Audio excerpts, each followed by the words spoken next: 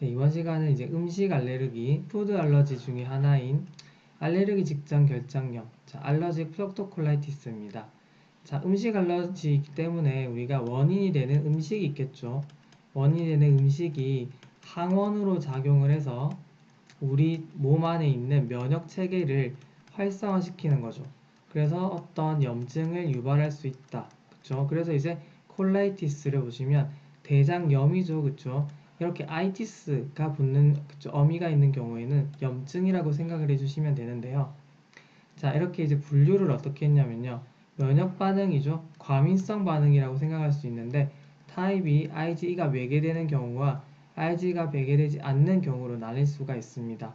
보통 IgE를 매개하는 과민성 반응의 경우에는요. 이렇게 호염기구나 비만세포에 미리 이제 한번 감작됐겠죠. 그쵸? 감작되면은 그때 이제 요거를 모티브로 해서 만들어진 IgE 타입의 항체가 준비를 하고 있어요. 이렇게 호영기구나 비만세포에 가서 딱 붙어 있거든요. 자, 그런데 이제 다시 한번 그쵸 예전에 감작됐던 항원 그쵸 그런 음식물이 들어왔다. 그러면 바로 작동을 하는 거죠. 준비가 딱 되어 있는 그쵸 이렇게 결합되어 있는 항체가 있는 경우에는 바로 시그널이 가서 즉시형 과민성 반응을 일으킬 수 있다라는 거죠. 아시겠죠? 자, 그리고 비매개는요, 보통 세포 면역 반응이라고 해서 이것보단 시간이 걸린다라고 이해를 해주시면 되겠습니다. 자, 그래서 이렇게 면역 시스템이 우리 몸을 공격해서 염증을 일으키는 거기 때문에 우리가 대변 검사를 해보면요, 보통 백혈구라든지 아니면 자멸 검사에서 양성이 나올 수 있다라는 점, 그쵸? 이런 것도 주의를 해주셔야 되겠습니다. 자, 이게 보시면 지금 그쵸? 알레르기, 음식물에 의해서 유발된 그 결장 직장염인데요.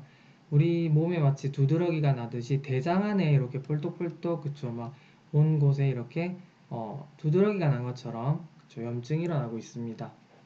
대장 내시경의 특징적인 소견이고요.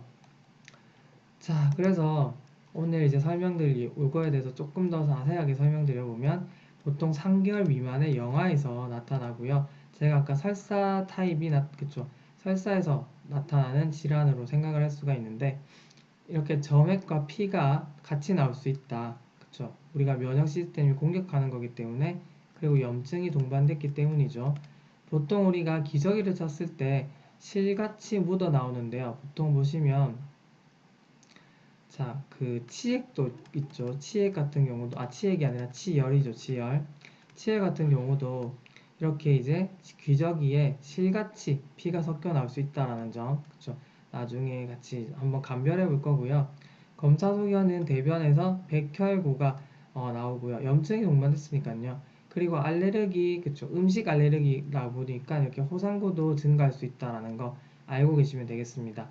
자, 치료는 도대체 어떻게 하냐면요. 이렇게 그 수유를 해주는 이제 엄마 같은 경우는 문제가 되는 항원을 제한해서 그쵸? 식사를 해주면 되겠고요.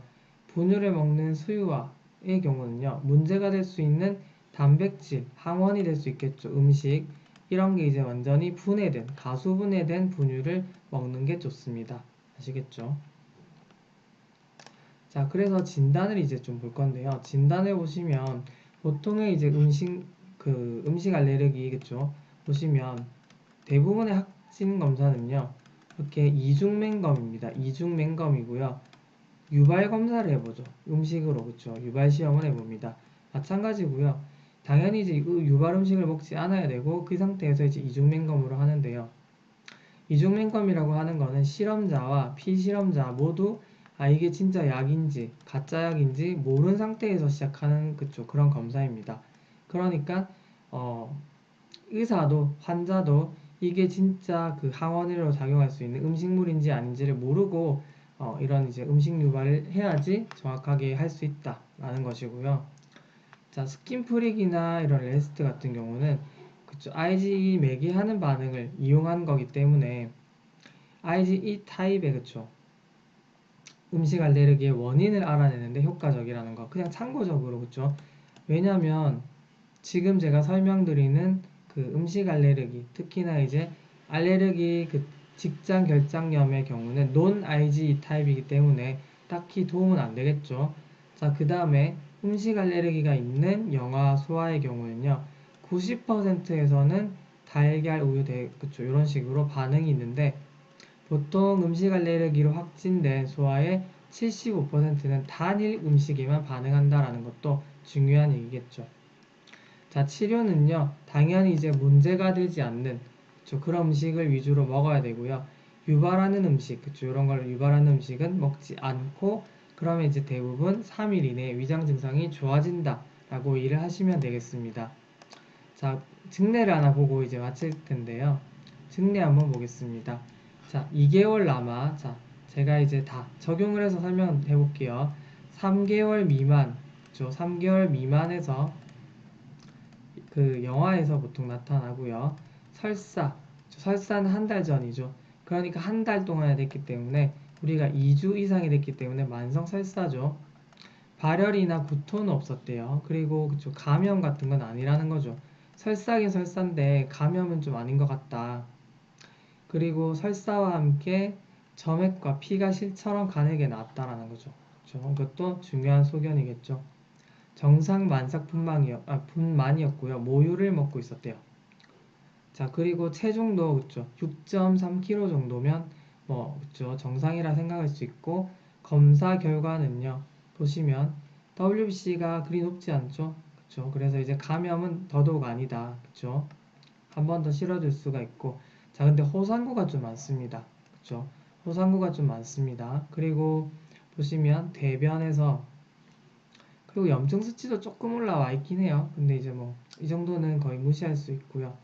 자, 대변 보시면 환원당이라든지 지방 같은 게 지금 없죠. 자, 그러니까 이거는 저당 분해, 결핍 이런 건 아니고요. 그리고 이제 흡수 장애도 아니다. 잘 흡수가 됐기 때문에 대변에서 이런 게 안 나타나는 거죠. 흡수 장애와 관련된 질환은 아니겠구나. 그렇죠? 왜 그러냐면요. 이런 거 있죠. 셀리악 디지즈. 이런 게 이제 저도 떠올랐는데요. 보시면 이게 이제 글루텐에 대한 항체에 의해서 생기는 흡수 장애거든요. 그래서 보통 이렇게 스툴빛이 나타날 수도 있습니다. 그래서 그런 것들을 제외할 수 있다라는 거고요. 자, 이렇게 이제 호상구 증가에다가 혈변, 백혈구, 만성 설사, 그리고 쭉, 그쵸, 제가 아까 다 설명드린 거죠. 그래서 이게 알레르기 직전 결정염을 의심해 볼 수 있다라는 거죠.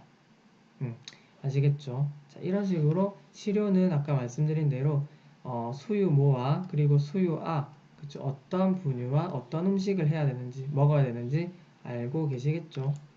자, 잠시 제가 조금 헷갈릴 수 있어서 설명을 드리자면, 자, 이거 이제 1번이죠. 분류라든지, 그리고 진단, 치료는 전반적인 음식 알레르기에 대한 설명이고요.